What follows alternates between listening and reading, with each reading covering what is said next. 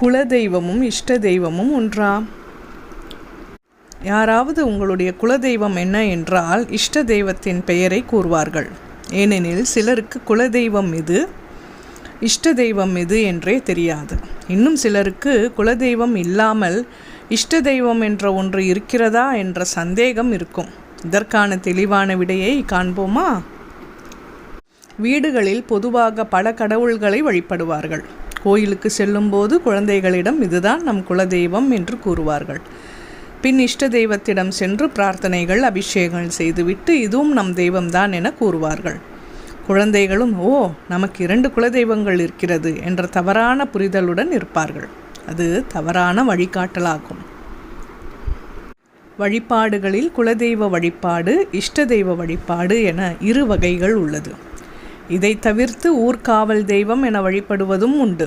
ஒரு குறிப்பிட்ட இனத்தை சேர்ந்த மக்கள் தங்கள் இனத்தோடு சேர்ந்து தங்களுக்கென்று ஒரு குலதெய்வ வழிபாட்டை உருவாக்கினார்கள். பின்னர் அதுவே முன்னோர்கள் வழியாக வழிபட்டு வந்த குலதெய்வ வழிபாடாக மாறியது.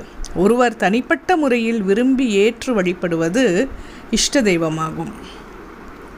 முக்கியத்துவம் யாருக்கு?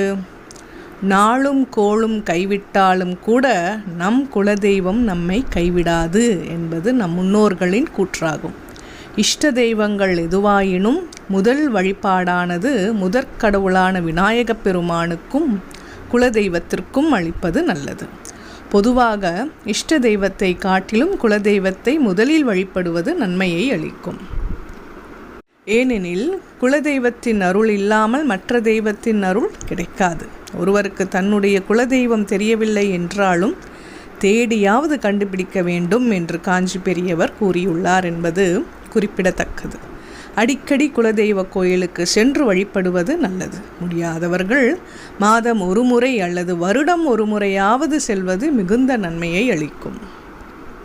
மேலும் ஒருவருக்கு குலதெய்வத்தின் அருள் பரிபூரணமாக கிடைக்கும் பட்சத்தில் அவருக்கு சந்ததி விருத்தி, தோஷ விருத்தி, தொழில் விருத்தி ஆகியவை செழிப்பாக இருக்கும். நீங்கள் என்னதான் பிரார்த்தனைகள் அபிஷேகங்கள் செய்தாலும் குலதெய்வத்தின் அருள் இல்லாத வழிபாடு பயனற்று போகும்.